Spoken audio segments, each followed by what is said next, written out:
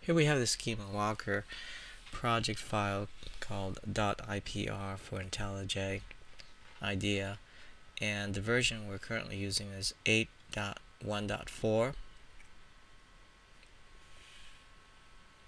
Project has just finished loading, and we see on the left control panel the project structure for the SchemaWalker. We have 3 modules, then the resources. Under the resources we have the EML XSD files, and then the main project LTR project.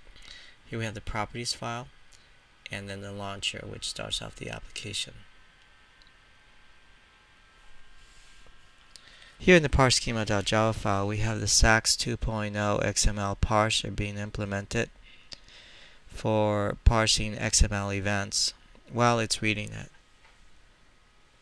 Of interest is the node multiplicity for counting the number of permitted nodes per node. Then we have the start prefix mapping event from SAX, and the start element event, and then lastly the end element.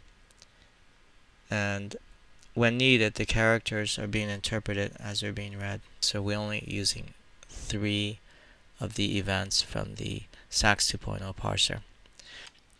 Here we're going to run the SchemaWalker now by pressing the run button, and we see that the parse fragments were first generated. They scrolled on by in the background. We'll move the dialog to the side for a moment and expand the parse fragments. We have here the output result of the parse fragment analysis, where the namespaces are found for each of the root nodes in the XSD files. For example, in the following node, we have the RP node being found for the eml-party.xsd file. And the second part of the parse fragment analysis, in there we have the immediate children of each node in the XSD being found.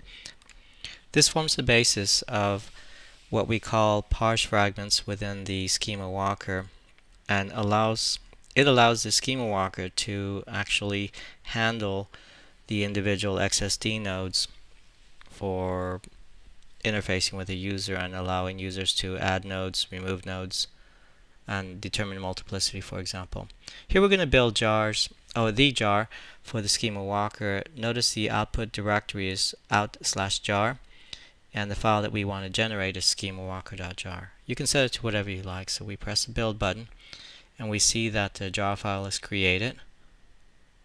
So when we do double click on it, we find that it creates a docs file, but we first have to close the IDE. And so the docs file is generated, and it produces a small set of files that are extracted from the jar file. In particular, the properties file has the directory to the Tomcat that we want to deploy to, so we open it in my favorite editor, Coda, and this is where the Tomcat directory is listed. Thank you so much for watching.